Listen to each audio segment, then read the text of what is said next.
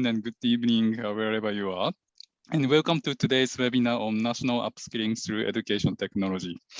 This webinar is organized by the Asian Development Bank, ADB, but with joint efforts by the Education Sector Group, Digital Technology Group, and South Asia Human and Social Development Division. Today, we are very thrilled to have the Udacity for Government team with us to present their experience working with governments to support upskilling of their workforce. Udacity's mission is to train countries' workforce to be future-ready. It partners with leading technology companies to teach critical in-demand tech skills. It offers over 100,000 nano-degree certificates. Udacity for Government collaborates with governments to build job-ready skills for their citizens. Before we begin, small housekeeping issues. During the presentation, please feel free to put your questions in the chat box. And also, please bring your mobile phone with you because there are some small questions from Udacity to know more about yourself. Then without further ado, I'd like to invite our director, Dr. Sunsupla, to say a few words and introduce our speakers from Udacity. Sunsup, over to you. Thank you, Rio, for introduction. Very good afternoon and good morning, and a warm welcome to all of you. The automation revolution and digitalization, accelerated by the COVID-19 pandemic, have a major effects on employment in coming years. Nearly every job will change, and many quite profoundly. This forces workforce to upskill and reskill. Today, I'm very excited to have Udacity team with us. Udacity work of the partnering with the industry leaders in technology to train workforce is very interesting and also a very good example of the collaboration between industry and educator and also government. Today, I'd like to introduce the speaker, Ms. Aya Shasha, the Global Director of the Business Development at Udacity. Ms. Shasha joined Udacity in 2017. She comes with over 10 years of experience in management consulting in the US and Middle East.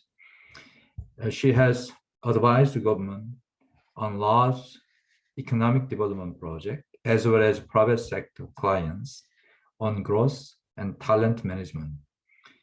She obtained her MBA from the famous INSEAD and her degrees from the Northwestern University in Chicago. I studied in the University of Illinois, so she was around there.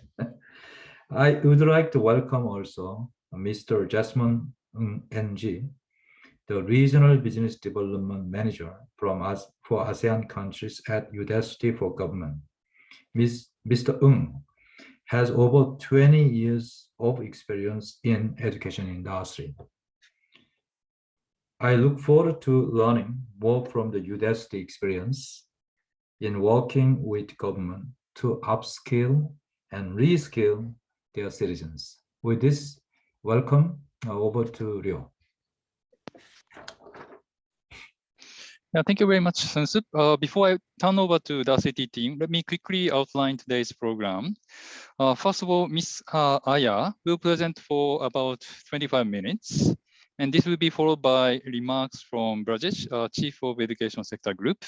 And then we will move on to the question and answer sessions. And there's a Q&A box, so you can enter your question whenever you have questions. Yeah, without further ado, over to you, Ms. Aya. Fantastic. Thank you very much, Ryotaro, and thank you to ADB for having us and inviting us to be here today. I'm very excited to be here because I think this is a really important time for us to be engaging in this extremely important topic around upskilling and job-related upskilling for citizens of our countries. This has been particularly emphasized by the impacts of COVID. And we believe that it's our moral duty as the private sector and the public sector together combined to actually focus on on creating solutions for this problem. I'm also excited to share some of our experience working with governments on some mass capability building programs and to learn a little bit more from you as an audience. So without further ado, I will share my screen and I will suggest that we spend the 25 minutes today focusing on 4 main components. We'd like to just spend a very short period of time getting to know you. Unfortunately, we all can't be in the same room together today, but it's very important for us to understand what your thoughts are. The second is we would like to set a baseline for the upskilling dilemma that is facing global governments as well as Asian governments around the world. Then we'll spend some time talking a little bit more about Udacity. What is our proposition? What is our product about? And lastly, we would like to spend a significant amount of time talking about some case studies which are related to us working directly and closely with governments on upskilling programs. Thank you. So without further ado, I will just ask everyone to pull out their cell phone if it is accessible and to scan the barcode that you see in front of you on the screen. If you do not have your cell phone, then you have the opportunity to go directly to the link below and use the code below. We would like to ask you 3 quick questions. So if you can just take 60 to 90 seconds to do that, I will be waiting for everyone to answer.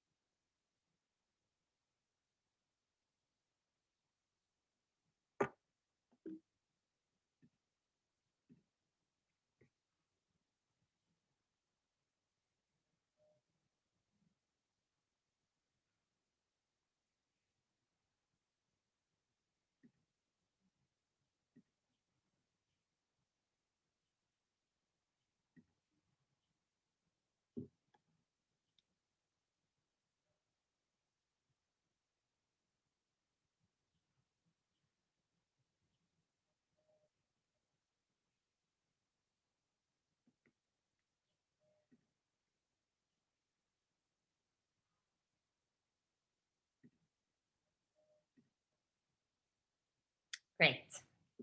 So for the sake of time, I'll move ahead since we've passed the 90 seconds. So we see 32 responses to the right. So thank you. I guess that's a representative sample. And what we see over here is that we're humbled to have you with us. A big part of you are cross-regional policymakers, I'm assuming from ADB, who are keen to introduce global best practices into Asian development programs. And there is a significant portion, 1/3, that belong to government states or government officials that are interested in learning more about upskilling their citizens in an effective manner on a country-related level. And we have a very small number of participants, only 1 participant who's an employer or more typically probably from the private sector, who is impacted by the lack of sufficient talent in the market. So typically these are the stakeholders that would come together around the table to discuss this type of topic. Thank you for sharing. The second, which is an interesting question, also 32 responses. Fantastic. So what are the 3 words that come to your mind when you think about online education? So this is a word cloud, and the size of the word represents the number of times people have chosen or written down that word. So in the top 3 words, we see that there's a repeated a repeated emphasis on words such as content, technology, connectivity, convenience, quality, flexibility, access. Access is an interesting one. It comes up very often in markets where the digital divide is large, where countries are distributed and infrastructure is relatively weak. But we also see, in addition to these major words, that there's a lot on everyone's mind, right? So that is kind of getting repeated. And so the right type of product that should be available in the market should be thinking about all of these different components. And this is just a set of words for us to be thinking about as we go through the presentation and beyond. And last question. What are the 3 words that describe challenges of tech education in Asia? And we see a huge emphasis on connection, connectivity, connection. So these technically are combined. Infrastructure, internet. So a lot around how do we solve for access, really, when we take a look at some of these components. Capacity, quality, content. So typically that means or we interpret that as quality combined with the right type of content that provides opportunities for those going through the experience. Insufficiency, lacking of understanding, brain drain, language barrier, no personal touch. That's a big one that usually comes up quite often. Great. Well, thank you for sharing. And these are real challenges, and it's also reassuring to see that these real challenges are challenges that are faced by global markets and economies as well. And so as solutions are getting developed, they are getting developed with a lot of these considerations in mind. Perfect. Thank you. So thank you for sharing a little bit about yourself and giving me the chance to see you in a way in person. I will go back to the presentation right now. So what I'd like to start off with right now is to just briefly talk about the upskilling dilemma. I'll try to make this a little bit less than 6 minutes, and I'm actually setting a timer for myself. And then we will be speaking more about Udacity and the case studies. So one fact that we're all familiar with in different forms is that 1 billion individuals around the world are likely to be displaced by automation by 2030. And this data is from a McKinsey & Company report. There are a lot of reports out there that emphasize the same components. This is equivalent to 1/7 of our total population in the world. And so the impact over here is huge, it's concrete, and it's coming quite shortly. The second is that of these 1 billion, we expect that 375 million, so around 40% of them, will need to change their jobs or professions completely because artificial intelligence and machine learning are likely to completely disrupt and remove the need for these types of skills. So that's the second fact that it's important for us to be on the same page about. The third is there is a huge amount of investment. The last data that we were able to access was 2 years ago, so this was even before COVID. There's $1.4 trillion, so that's equivalent to the 5th largest economy, that gets spent on digital transformations globally. And that number is increasing at a CAGR of 17% per year. And so employers' top of mind is around how do we become increasingly digital. And talent shortage is ranked the #1 risk to organizational change and progress. So all of these components together make us are particularly emphasized by COVID. So this has been in the going for a very long time, but we believe that COVID has accelerated these trends by 5 to 10 years at the minimum. So when we think about the rising skill gap, we believe it is an actual upskilling opportunity, and we need to look at it as an upskilling opportunity. When we think about the skill gap that is faced by everyone around the world globally, the rising skill gap exists across a broad range of skills, but where it is particularly emphasized is around technology. So areas around AI, data science, cloud computing, etc. And the reason that rising skill gap is emphasized in tech is because of the rate of progress of tech. We also see, on the other hand, a little light bulb, which gives us a little bit of hope, that over the last year, there has been 4x an increase in adoption of learning online through people's own initiative, 5x increase in employer provision of online learning opportunity to their workforce, and 9x an increase in enrollment of online learning through government support. And so overall, there is a trend and a push towards upskilling and lifelong learning that did not exist before, because there's a realization that this disruption is here to stay. For the sake of time, I'll run through this quickly. 80 to 85% of companies believe that emerging technologies will be disrupting the workplaces by 2025. And 61% of youth believe that their current positions will be hugely impacted by technology change and globalization. So a combination of these facts is relevant to the global world. When we look at Asia in specific, Asia is a large continent. It's very hard for us to make mass generalizations, different countries, different dynamics. However, if we look at it as a full region, 60% of the world's youth population live in Asia. 14% unemployment with a wide range of unemployment rates across these different markets. And due to the trends that are driving the shift in workforce, we anticipate that these numbers will increase in some countries disproportionately more than others.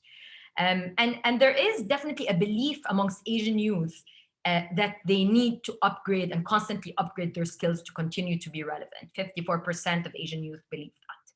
So that overall also makes the case and emphasizes, along with your answers, that this is a global phenomenon that also is emphasized and very relevant for the Asian market. When we try to summarize some of the critical challenges, there are some critical challenges that are solvable at scale, and there are some critical challenges just for us to be aware of that are a really good starting point to make a case for change. And the first one is that in reality, though some of us are sitting here around the table, there is a limited awareness around the urgency of that shift, right? So that is the first component we need to be aware of. The second is we have a demand and supply mismatch. And if we're just to look very quickly at a sample report that ADB launched, and this is only representative of 4 countries, but there are a lot of reports out there that emphasize the same information for all of the countries in Asia and a lot of the countries outside of Asia. There's a huge disparity in what employers perceive as preparedness of potential employees versus what training institutions perceive as preparedness for the job market. The discrepancy is massive at entry-level positions and in terms of general skills and in terms of job-specific skills. And so there is a mismatch between the skills that are provided by by the educational institutions and the skills that are required by employers. And I think last but not least, there are a limited number of learning opportunities available that are affordable post-formal education, right? And that is, when we take a look at this number, less than 1% of public education budget is spent on adult learning. And adult learning typically implies kind of independent of university. Adult learning is where people refine and continue to learn their skills and become relevant for the job market, especially to substitute for the demand-supply mismatch, which is available today. So that being said, so what are the required capabilities, right? We need to bring into place applied learning. Applied learning means practitioner level learning. It means that we need to be focusing on what the job market really needs. We need really strong implementation capabilities, and I'd like to associate that with a lot of the words that I saw on the work cloud. We really need to make sure that we have the capability as governments to be able to implement at scale and to reach all of those who need to be reached end to end. And then the last is that we need to emphasize the theme of lifelong learning, which is often disregarded and often can be a major and critical solution for those who even don't have necessary foundational skills or haven't gone through more formal education. So these are kind of the required capabilities I would like to talk about on a high level. So that takes us to Udacity, and that takes us to the second section, which is around Udacity. So we've summarized overall that there is a need globally, there are challenges globally, and these challenges are also relevant in Asian countries in different ways, shapes, and form. And we can have multiple other sessions to detail on different regions and different pockets of opportunity. When we think about Udacity, so who are we? We are a company, a private sector company that was established in Silicon Valley in 2011 with a mission. And our mission is to train the world's workforce in the careers of the future. Train means that we are an education company that is really focused on the world's workforce. That means anyone who is keen, who is interested. Typically, we work with age groups that are 14 plus, 18 plus, and all the way to around 50. And we work with that population to improve their job prospects. And then we focus on the careers of the future, and that typically means tech or tech adjacent topics, because we believe that these topics are disrupting every field, from science to art to data to teaching. So all of these fields are getting disrupted by the careers of the future. And so what have we done so far? We have onboarded over 10 million learners across 160 countries on our platform. We have over 100,000 nanodegree certificates, and we'll be talking a little bit more about what a nanodegree certificate means. We have, but in short, it is a very deep area of specialization where we believe you really have a very, very qualified job-ready skill. And we serve and work on the upskilling of enterprises. So for example, companies such as Mercedes or AT&T or Boeing or national telecommunication companies or oil and gas companies are our clients, and we work with them on upskilling their own people. We have government partnerships where we work very strongly hand in hand with them to upskill citizens. And we have a very strong network of mentors that create an extremely integrated and strong learning experience that is constantly growing. So who are we, and where do we sit in the education spectrum? So most of you are the education experts, but just to make sure we're all on the same page here. On one extreme, we have what we call the MOOC program. So I was speaking to Ritora about this before. The MOOC is the massive open online courses. Massive open online courses are companies. So I understood that some of you may have heard from Udemy, Coursera, edX, etc. These companies provide a fantastic opportunity at scale for a large number of individuals to get onto a catalog of courses. Tens of thousands of courses, tens of thousands of topics at typically a shallow level, right? And shallow learning, by the way, is very important. So this is something that is critical for all of us to be exposed to. It provides a component of literacy. The graduation rates experienced in MOOCs are typically 4 to 11% at best, and so the learning outcomes are quite difficult to measure. The scalability is extremely high, and it is extremely cheap because it is sold in the context of static content in the form of licenses.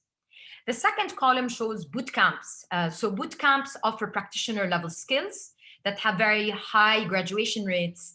They are not scalable, and they are extremely expensive for those of you who are familiar with them. Most of them have been built in a very classroom-based model. And there's typically a challenge to scale outside of the critical cities. University models exist. They have their limitations depending on the countries that we work in.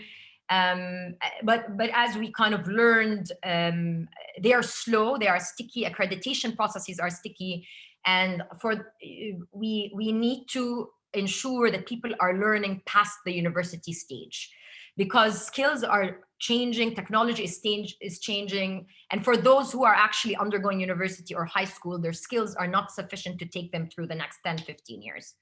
So the model we are building as Udacity in our unique proposition is how do we develop an extremely practitioner level skill? And that's why we focus on job related skill with extremely high graduation rates. So we're looking at 70% plus online graduation rates at scale, i.e. provision to thousands, if not hundreds of thousands, at a cost that is reasonable, in a sense that it allows for us to integrate a really kind of mentor-based experience and hand-holding experience in the online journey, so that we have a supported journey that is inclusive for all. And that is really the proposition we try to bring to life. And when we think about it, I'll just run through this quickly as well. Our core foundational product is a nano degree program. It is a 3 to 6 month module that requires around a 10 to 15 hour commitment per week. It is actually focused on real employable skills. So for example, in our AI for healthcare nano degree program, you are expected to be able to detect asthma in an X-ray, and we've actually transitioned that towards COVID. If you are part of our self-driving car nano degree programs, that is where you learn to become a self-driving car engineer. And in that context, what we do is we actually ask you to load your code into a physical car on our campus. And if you are able to navigate that car across a parking lot, that means that you have proven an applied ability to apply that in the job market. So when we talk about real applied learning and project-based learning, we take it to a level that links to a project that is applied and can be used as a portfolio and applied directly in the job market. We partner with over 200 industry leaders, actually. This is a very small list, to co-develop our content. And what that helps us do is that we are able to constantly update and bring to life the most advanced skills, and even they could be the most basic skills, but the right skills that are relevant that these companies want to employ for. So for example, AT&T develops content with us, and then what they do is they hire from us. So this is a combination, and it's a loop that happens throughout the process. For those of you who are familiar with our platform is extremely interactive. You actually get line-by-line code feedback. You also really get a very interactive community online. You are not watching videos on your own. You're actually getting a lot of support. The line-by-line code review you receive within less than 24 hours from submission. And you get a lot of support while you are learning. We also, integrate that with a blended learning model for those of you who are interested, because this is definitely one of the biggest propositions of working with governments. There's a component of learning on your own schedule that allows us to keep in the program individuals who need to work to make a living. And so that is important for us to integrate. And we offer nano degrees across 7 major schools: data science, AI, business, that's basically business technology, autonomous systems, programming, cloud, and cybersecurity. So I'm sure many of you in the audience are asking, wow, that seems way too advanced. And my answer to you is that's not the case, because every one of these schools has a set of stackable programs, and we start all the way from a foundational stage and provide you a learning journey that allows you to build the job-ready skills that you need to operate in the market. So for all of these, most of these schools, actually, with the exception of one, most of them absolutely have no prerequisites to come into these programs. And then how do we work with governments? And this was kind of one of the questions that Mr. Sungsup asked before we got on the call. Is what we do is we work with governments extremely closely. This is a standard cohort that we would deliver with a government. We would work with them before the program on program and content design. We would work with them on program marketing, figuring out how do we reach the rural communities we want to reach? How do we reach the right demographics? What do we do? We could completely own that process end to end, or we can work with governments depending on their capabilities on making that happen. We develop and build out applications. We filter out students using criteria that is co-developed between us and the government, depending on the requirements and the objectives they're trying to fulfill. And we enroll learners at scale. From there, what we do also is that we get learners into the experience. An average experience would be around 4 to 5 months. They would experience the online nano-degree program with mentorship sessions. These are typically additional Zoom sessions that provide reinforcement learning in groups of 25 with a particular instructor to ensure that people are learning throughout the process, customized services, student support, community. And post-program, what's super important is that we do end-of-program assessments and impact assessments to see where people ended up. Have they improved their prospects for employment? Have they started an entrepreneurship business? Have they considered freelancing as an opportunity? And all of this is re-emphasized with a strong career support, as well as end-to-end project management and reporting. That is the overall model that allows us to efficiently work with governments. Sorry, time check. I'll try to run through the rest of the section quickly, and maybe just a quick question for Ryotaro. Do I have another 6 minutes? Yes. Okay, fantastic. Great. So we've been speaking more broadly about Udacity and the model that we work with governments, and we decided today that it could be interesting if we share some case studies. So the history of our work with governments actually started in the Middle East, where governments took a very active role in building out building out capabilities for governments. And one of the first examples and case studies I will share is about the country of Egypt. And we'll be talking a little bit about that right now. Just for context, since we started working in the Middle East a few years ago, and that's around 4 years ago, actually 2015 was more unofficial, 2016, 17 was when we really had a lot of programs running. Since then, we've developed our product significantly. And today we're actually operating in the US, working with state governments. We're operating in Latin America with, for example, the Ministry of Labor in Chile and other markets where we've started to explore different opportunities. But I want to emphasize a few right now that I think are quite interesting and very relevant to some of the countries in Asia. And so please give me the chance to go through them, and feel free to ask me questions about other kind of the relatability later on if you have some questions. Okay, so before we actually go into the work with government, I just want to show you one example. This guy, Tony, is someone who I actually met. Tony has driven across, he's a truck driver, and he drove across 48 states in the US. He spent his whole life on the road, and he was 48 years old. Tony had an opportunity to get a scholarship from Google through Udacity. So Google at that time sponsored 80,000 learners at Udacity through their scholarship programs. And he was one of those who got sponsored by Google. And he took a program with very limited background skills and knowledge in front-end web development. His quote says, "The challenge of going back to school at 48 years old and trying to start a new career in an industry, well, it was terrifying." And so what we try to do here is to break the fear barrier, to break things down, to make it simple, to start small. And Tony was engaged in a 6-month program. So that's all that he actually took with Udacity. It's a front-end web developer nano-degree program, which was sponsored. And what he is right now is he is a front-end web developer at a software company called Anthology, where he really was a really great example of someone who was a blue-collar worker with blue-collar skills, very little confidence.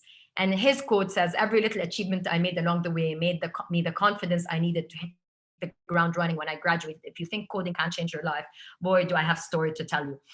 And this is just one example, and we're happy to provide a lot of other hundreds of success stories, thousands. And this is what we really need to be thinking about when we think about designing a program in our countries. And with that being said, I would like to talk about our partnership with the Egyptian government. So we engage directly with the Ministry of Information and Communication Technology.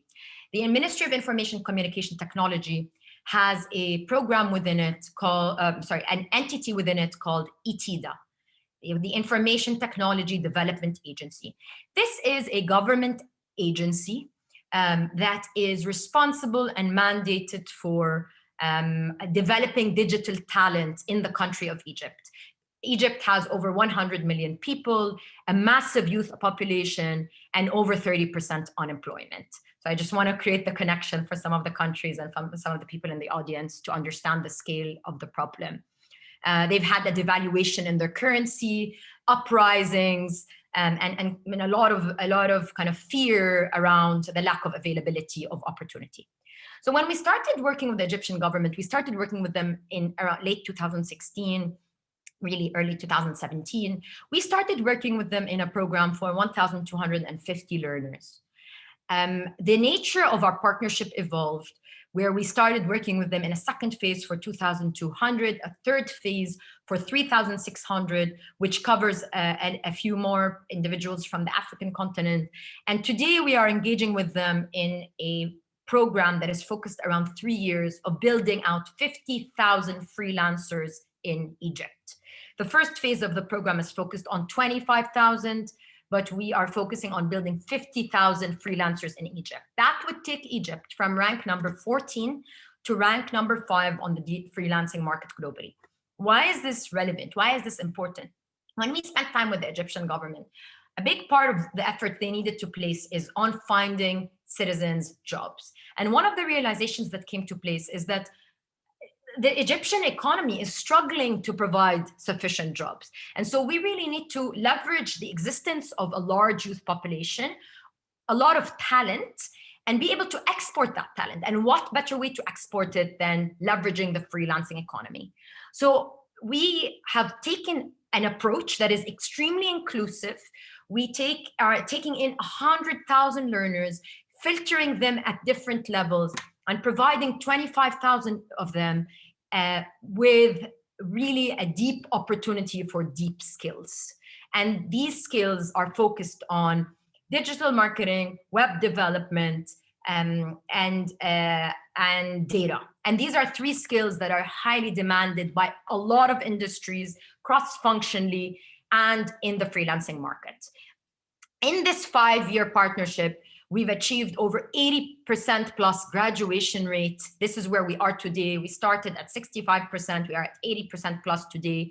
We have seen 74% career change, of which 37% got new jobs. So the remaining actually either were able to start something more entrepreneurial, or were able to start a freelancing gig, etc. And so far, this is only within less than 6 months, we've created $12.5 million in economic value for the country. And the objective is to reach by November, $200 million of additional economic value into the country through the freelancing income that the graduates are making throughout our programs. We have developed partnerships with large freelancing platforms around the world, such as Freelancer.com, Upwork, as well as some more local freelancing partnerships that are closer to the Egyptian market. And we continue to think bigger and bigger with them. One thing that makes our partnership with Egypt very successful is that this entity is focused and centralized and is willing to incrementally increase the risk appetite to grow and increase the impact of the program. And we have had a very deep partnership with them, and we're very proud of where we are with them today. We have actually a website, and if you would like to take a look at it, called Egypt Forward, if you Google it. That's just one example. I'll just say quickly comments about 2, and if you want to hear more about this in the Q&A, then we can do that. This program is with the Dubai Future Foundation, called the 1 Million Arab Coders Program, where the Dubai government decided that at that time in 2017, the youth bulge in the Arab world was increasing, and the education level was extremely low coming out of institutions, and that there was a need to create digital literacy around the world, around the Arab world. And so we started the program on the 1st of January 2018. We have worked with them closely. We have so far enrolled 1.27 million learners. We have over 171,000 certifications to date in areas that are related to technology. We have scholars that are kind of deeply engaged in topics that are supporting the flow of this program. And we have over a 60% graduation rate, and this program is 100% online. It's reached over 160 countries, but the emphasis, of course, is on the Arab countries. So there are 23 countries. And so this is an example of how a central entity could create an initiative that's cross-regional to support a specific mandate or initiative. And last but not least, so we also have a very strong partnership with the MISC Foundation in Saudi Arabia. One of the major issues was how do we reach the rural communities, and especially females? And out of the, as you can count, approximately 18,000 scholarships, 55% of our graduates are females. So this is a huge, huge impact on rural communities and conservative societies where women have less access to getting around and less access to transport. And I just want to kind of mention one over here. We're working in the US with, this is a new partnership. So it's relatively, we started in September with CORI, which is an entity that is focused on rural innovation, where we're focusing on how do we reach and upskill the skills of rural communities. And we are already engaged with over 14 rural communities to develop skills in technology and to create competitiveness for the talent that is outside of major metro areas. I think I'm out of time. I have a lot more to share that I'm excited to share. There are a lot of challenges that come with each of these that I'm happy also to talk about. But I just wanted to give us a little bit of hope that the challenge is massive, but there are solutions that are starting to become available. And we just need to, step forward and pilot, try things out. They could try them out in a small way, and see directionally if we're able to move in the right direction. And I'm confident that there will be massive improvement for all of us. Thank you. I will, I guess, hand it back over to Yotaro and apologize for taking too much time. No, thank you very much, Ms. Aya, for your excellent presentations. And for the participants, please feel free to put your question in the Q&A box. And I see already 2 questions there. But while waiting for more questions to come, I first wanted to ask Brajesh to respond to Ms. Aya's presentation, and then I will open up the floor. Over to Brajesh. Yeah, thank you. Thank you very much, Ryotaro, and thank you very much for your excellent presentation. I totally agree with that. And I agree that COVID-19 has accelerated the pace of digitalization, hence the implications on digital learning. We always felt that technology had disrupted other sectors much more than education, but now we are seeing with a sudden shift to or overnight shift to online learning. Now there are different examples of innovative approaches in supporting learning continuity, workforce development, and so on. So I think it's basically necessity is the mother of invention, right? And education training is now facing this. In the short term, we feel that the pandemic has had debilitating impact with so many students deprived from learning. But in the long term, we have to take this as a way to turn the crisis into an opportunity. We also see many companies now have targets, for digital skills, digital learning, like Microsoft, Accenture, Intel. They have millions in their target for the next 10 years. So one question is how is program like yours converging? Because the system also gets overwhelmed. In terms of looking at examples like the Singapore, you mentioned a skills future, if the spending level is less than 1%, what about countries like them, which are sort of prioritizing reskilling, upskilling quite a lot? what would be their sort of share, and what can we learn, from? By the way, these are questions for all of us, not necessarily to respond to everything at this point. So the surge in online learning has intensified the need for credentialing, for instance. And we see in our discussion with the government, for example, Indonesia, I keep on citing the same example about the focus on online learning, giving like up to 40% credit to students. So how can this sort of complement areas like universities have been traditionally very conservative in curriculum reform. But now with this kind of approach, it opens up to seeking, some of the best courses, teachers, materials. So how do we sort of converse around that? And then we, as Sung-Soo mentioned earlier, we visited, Silicon Valley. We had also discussions with several innovative companies like yourself. And Christensen Institute, for instance, is talking about shift to competency-based learning. So this gives us opportunity to actually partner with companies. And this is what Google is claiming, it's their 6-month program, which they feel would be equally impactful. From our side, we also feel that, there are areas, I don't know whether you have been, how much you have been looking at, like teacher readiness in a different way, digital skills, managing hybrid learning. You mentioned about, data scientists. Now, the econometricians are also challenged by data scientists. There is blurring in professions. So how do we capitalize on this development? And how can ADB facilitate, in a way that brings value, but also economies of scale, instead of looking at country by country? Maybe it is useful to look at, some of the most high demand courses. But the question is, how are these courses different from each other? What is the differentiation strategy? So, a lot of questions and opportunities. I'll stop there. I don't want to take much time. Thank you very much, Rio. Back to you. Thank you.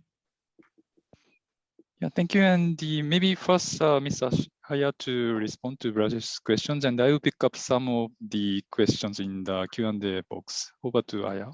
Sure, fantastic.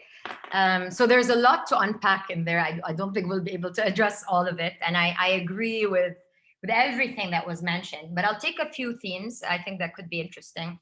The first one is around competency-based learning and kind of entrants in the market that are coming in. I think you mentioned Microsoft, you mentioned Google, to provide programs and courses, right? And what is the differentiation? Is the market getting overwhelmed, etc.?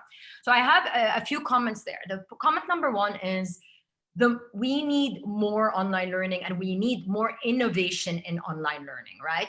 So that is the case. I think the pandemic is pushing a lot of the innovators in the space to really leverage on all of the data and all of the inflow to become more innovative in kind of delivery. That's number one. Number two is we really need to focus on learning outcomes. And so the unique differentiator between different programs is it's important for you to go, and when you engage with an entity, understand what are the learning outcomes. Online learning, so far, especially unless it's forced upon you in a school, which still has its challenges. But so far, if we're really looking at competency-based learning, generates extremely low completion rates. So how do we ensure that we have high completion rates? The third is, how do we make sure, and the differentiator is, how do we make sure we're job ready, right? So how do we make sure we're providing a skill that is applied? And that's critical. And the fourth, which we enjoy as Udacity, is we are technology agnostic. So what that means is that we teach a set of skills from many different companies that we believe are relevant.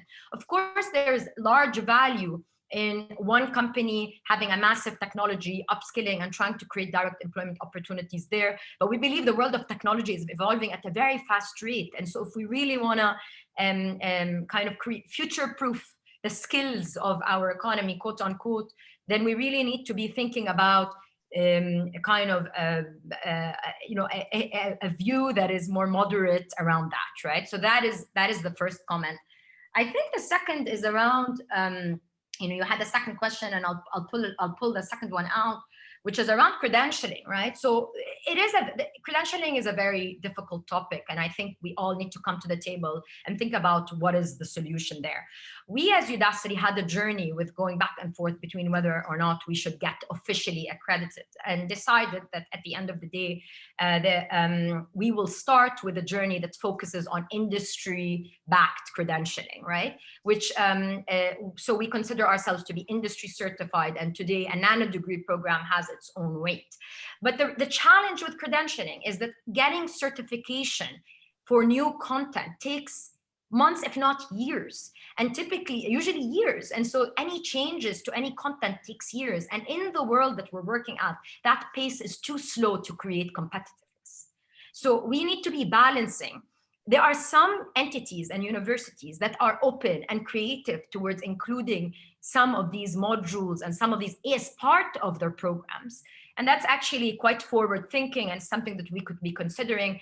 We are looking at some forms of accreditation ourselves to try to solve for that problem, and not necessarily to increase the, but we don't want to trade that off with the quality of the education and the pace and the agility at which we're able to move on the technology offering. Thank you. I have a lot more answers, but no, thank you very much. I think, yeah, these are extremely important. Thank you for that.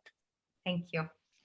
Thank you very much, Rajesh and Aya. And I have I can see several questions, and at least 2 questions already answered by Jasmine, and thank you very much for that. So let me pick up 3 questions in the Q&A box. And the one question is related to the scope of support by Udemy. It is related to the course spectrum, whether Udacity is only for IT related subject, or do you have any courses beyond IT? So yeah, that's one. And another one is Udacity actually providing job search support. So those are the questions related to the scope of service to be provided by Udacity. That's number 1. And number 2, I think a mentorship program is very unique to Udacity compared with other MOOCs program. And Zigan wanted to know more about how it works in practice. So that's the question number 2. And the number 3 question is the engagement of partners. Are they partnering with Udacity to do the assessment, and how do they involve? So those are the 3 questions. Maybe if you can answer, that would be great. Great. Okay. Excellent. So question 1, are we focused fully on tech, and what type of job support do we provide? So Udacity's model is that we're focused on the careers of the future. So anything that is digital/digital adjacent, we work in, okay? So we work very closely with industry and content strategists to figure out what content we need to deliver in the market. And we only choose topics that we believe are employable or critical to, or allow people an opportunity, an economic opportunity, right? So that is very unique. So we only have around 60 programs. We don't have thousands of them, just to contextualize. And we're growing them as a massive pace. We have them in tech, but please keep in mind that tech doesn't mean that you need to be a technologist. If you are in business, you need to read data. If you are a sales assistant, you need to understand how to use technology. You need to understand how to use potentially Excel, etc. So there are basic levels of tech, but they touch upon multiple industries. So yes, that's where we're focused. In addition to that, what we offer, for example, is we have, for example, a nano degree program, which is a 1-month supplementary program to our existing program, focused fully on freelancing. So we work very closely with learners to understand, if you have a good technical skill, how do we get you to apply that in the job market? And so we have additional content that supports that person to be more employable. In terms of job support, there are 3 things that we do. The first one is that we do education job support. So throughout your technical journey, you learn how to create a digital profile, you learn how to present your portfolio, You learn how to become more job ready. You learn how to develop an elevator pitch, i.e. how to present yourself. These are all things that you learn throughout the process. The second component that we do, aside from the education, so that also could include the freelancing component, is partnerships. So for example, building out partnerships with global international entities such as freelancer.com, such as Upwork, etc., to allow us to unlock that potential and to create a global connection, right? And the thing that we do is we handhold, we provide a lot of support to local entities to allow them to build the capability for creating local opportunities for graduates, right? We would need to work with a local partner in that context because we believe they're better fit for that role. But what we do is we provide guidance on support on how to make that happen. So that is on the job support component. The last thing, sorry, I didn't forget that because it's important, is that we measure, and that's critical. We measure 4 months post-graduation. We measure throughout multiple points. We measure how we're tracking and how we're doing on job-related outcomes. So that is the last thing that I wanted to mention. So that's number one. On mentorship programs, we have a program at Udacity that we built for governments. We actually never had it before, and it's called Connect.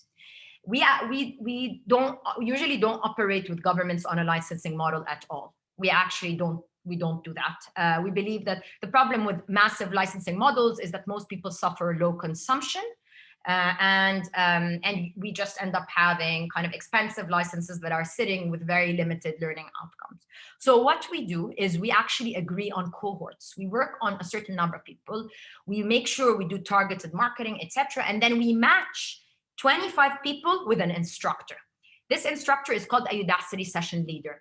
And this Udacity session leader typically could come from the same country as that or region as that country, speak the same language. And so they could really have a relatability where they could provide a bridge, a connection between what exists online and the local context. And what they do is they spend 3 hours a week in addition in a classroom that is required, a virtual classroom that basically provides activity-based emphasis and learning that contextualizes all the learning that happens. And that really allows us to achieve very high sense of community and very high graduation rates.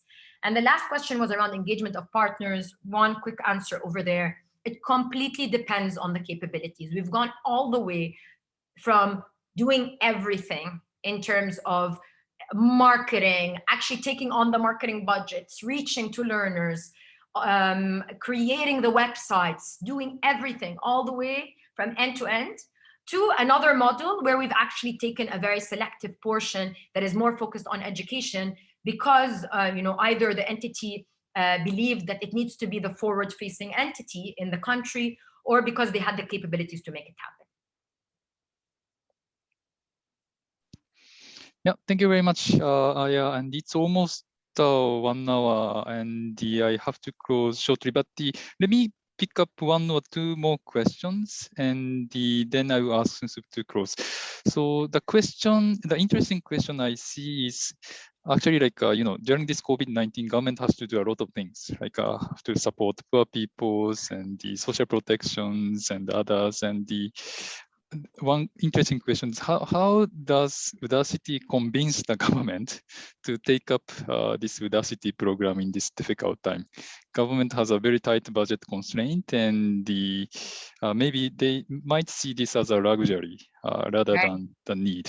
So yeah, that's the questions. And the related question is how to ensure sustainability. Yes. And what is the actual problem faced by the government during the implementation of the Udacity program? So those government-related questions will be helpful to respond. Over. Sure. So absolutely, the first question around how do we convince the government? The first thing we need is the right entity within the government. The right entity within the government always wants to work with us and always considers it to be a high priority, right? And by us, not only referring to Udacity, but I'm referring to solutions that are job ready in the market.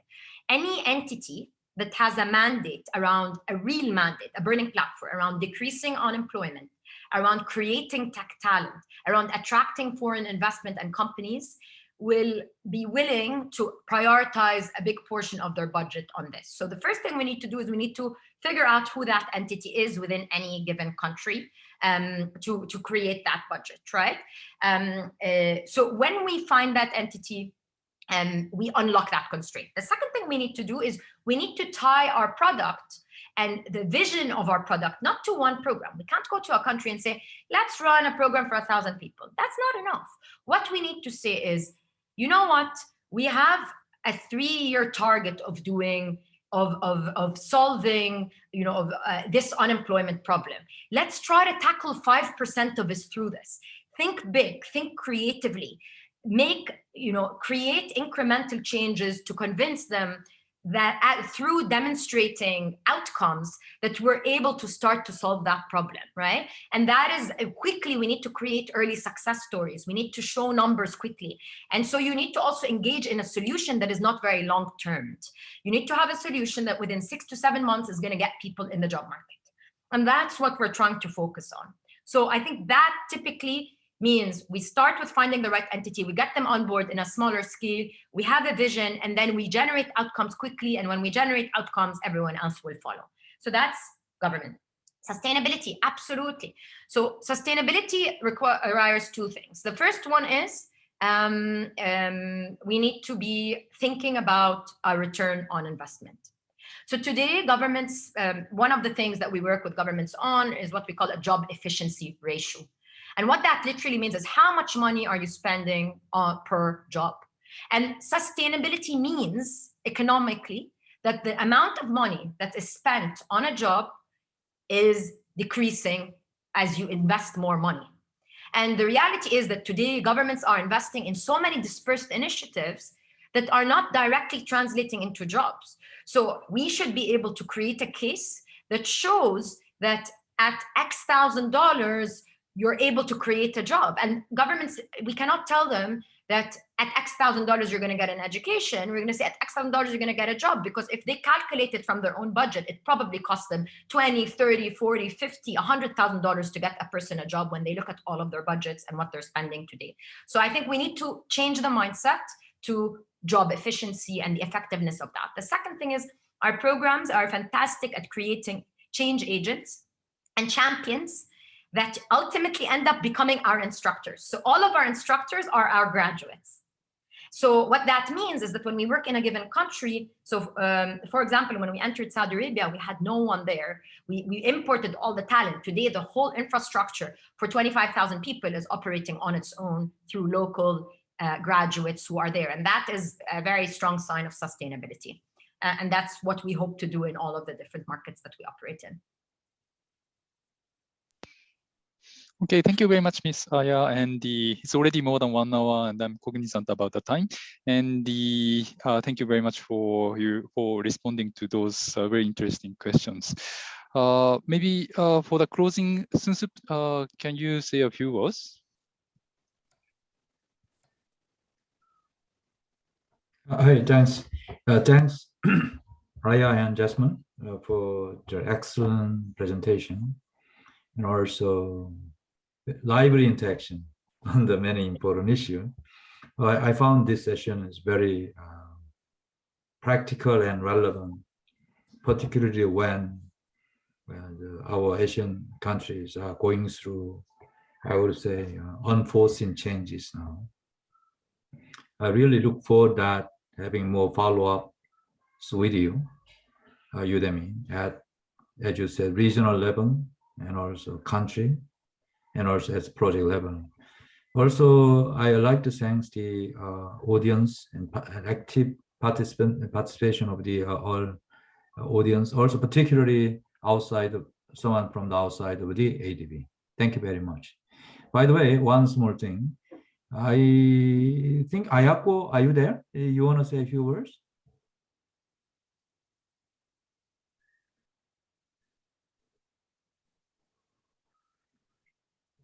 Okay, maybe she's not there.